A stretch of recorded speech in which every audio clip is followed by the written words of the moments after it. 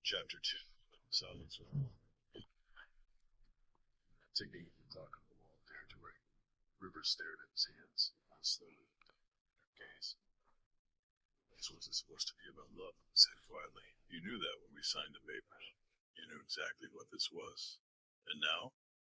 Her voice trembled, not with tears, but the strain of holding herself together. Now you treat me like a stranger. Worse than that, like I'm an obligation.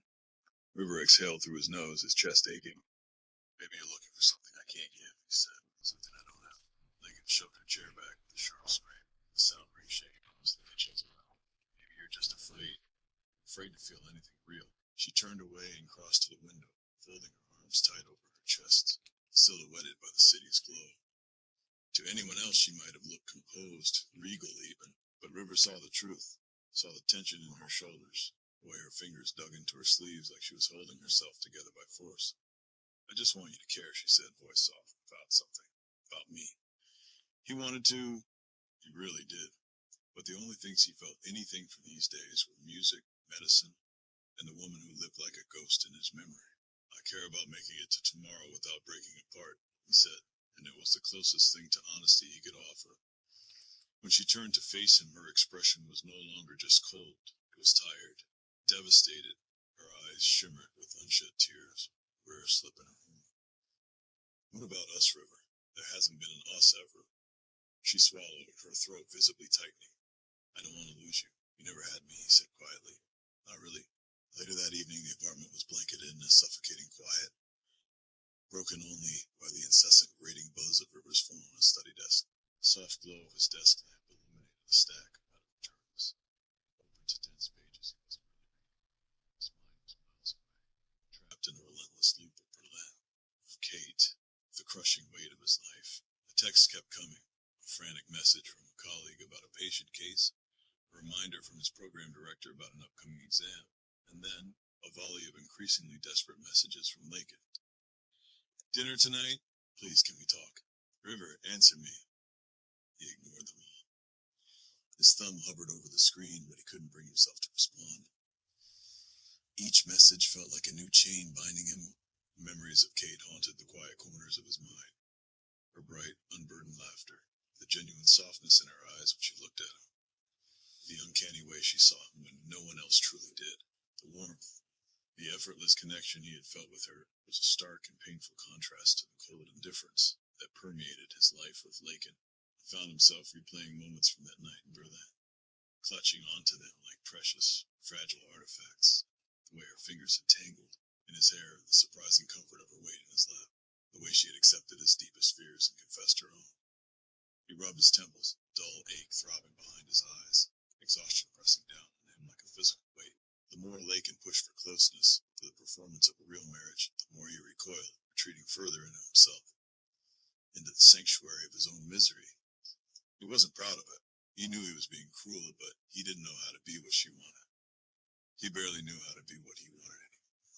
The growing divide wasn't just between them. It was inside him, tearing him apart, between the man he was supposed to be and the man he longed to be. He stayed late at the hospital, letting the bright fluorescent lights dull the ache he felt inside, letting the antiseptic smells and the distant cries of patients distract him from the tension waiting for him at home. The steady rhythm of beeping machines and the hum of the ventilation system became a strange, comforting lullaby compared to the suffocating quiet of his apartment.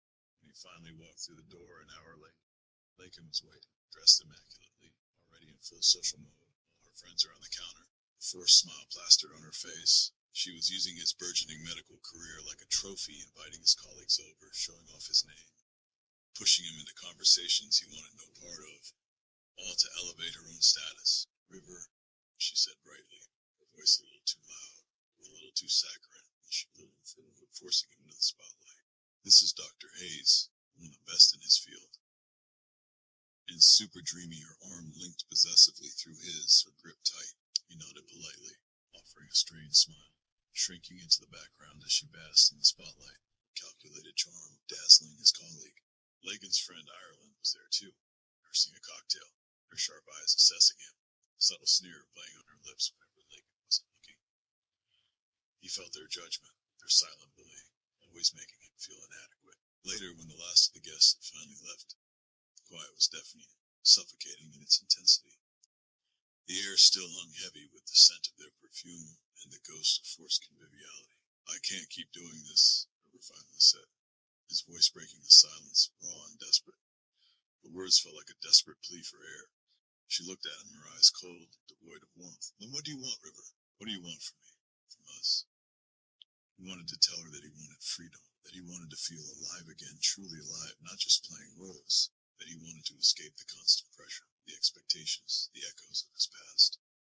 He wanted to tell her he wanted Kate, but all he managed was a choked whisper caught in his throat. "I don't know." Lakin's expression softened for a fleeting moment. A brief crack in her carefully constructed facade, but then the mask slid back on, harder than before. "You'd better figure it out, River, and fast, because I'm not waiting around forever for you to decide." As he lay awake that night, staring at the ceiling, the weight of her words pressed down on him like a stone, crushing him. They were together, bound by legal papers, but so impossibly far apart, each of them drowning in their own distinct loneliness. He was jolted out of sleep by the sharp buzz of his phone. Morning light bled through the blinds, pale and thin. He blinked, disoriented, reaching for the phone. "Mom," his chest tightened. "Hey," he answered, voice scratchy, raw. "River," came her soft reply, fragile but warm, familiar. "Hi, Mom." His throat tightened. He hadn't realized how much he needed to hear her voice until he did. There was a pause. Then, "How are you, sweetheart?" He could hear it in the way she asked, the same way she always had, like she already knew the answer wasn't good. "I'm busy," he said, "working a lot." "I know," she whispered. "Too much." Another pause, a breath drawn in. And then the words that shattered everything, the cancer's back. "It's terminal. Time stopped." Everything inside him went still. "Don't have much longer." River closed his eyes. For a moment he couldn't breathe. He couldn't speak. "Mom." His voice broke. That one word held everything, grief, disbelief, helplessness. "I didn't want to tell you over the phone, but I didn't want to hide it either from you, Father. We're trying to stay strong. We're doing okay. But I worry about you. We're getting old, River. I don't want you to feel alone when we're gone."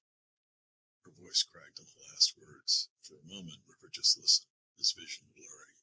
The woman who'd raised him, who with his adoptive dad had chosen him in that hospital in '84 after his biological parents left him behind like a forgotten parcel, was telling him she needed him to be okay. The thought of being truly alone without their steady, unwavering love was a raw, terrifying fear he rarely acknowledged.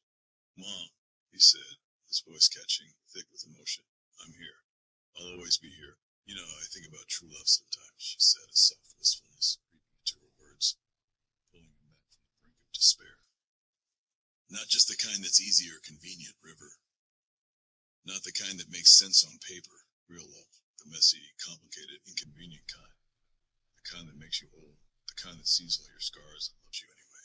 River frowned, the thought pulling him back sharply to Kate, the only person he'd ever felt that kind of profound, undeniable connection with.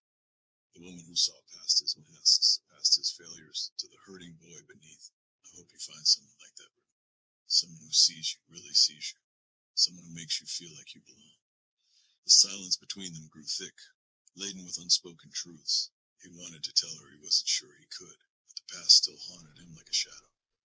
That he was still trying to figure out what love even meant, after a lifetime of feeling unworthy, after a marriage based on a lie. But all he said was, "I'll try, Mom, I promise." She chuckled softly, a fragile, beautiful sound.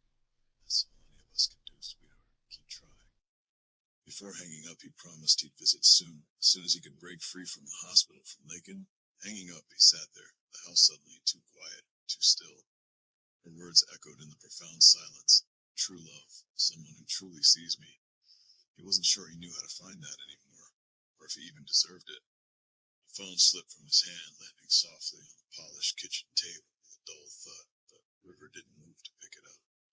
Instead, he just sat there, staring out the kitchen window at the dull, gray sky of early evening. The weight of Mom's words hung over him like a thick fog, pressing down, suffocating. True love, real love, the kind that makes you whole. He let his mind drift back to when his adoptive parents adopted him. 1984, a year he didn't even remember being a year old. A fact that defined everything about him. His biological parents had left him in the hospital like a forgotten parcel, a nameless, unwanted burden.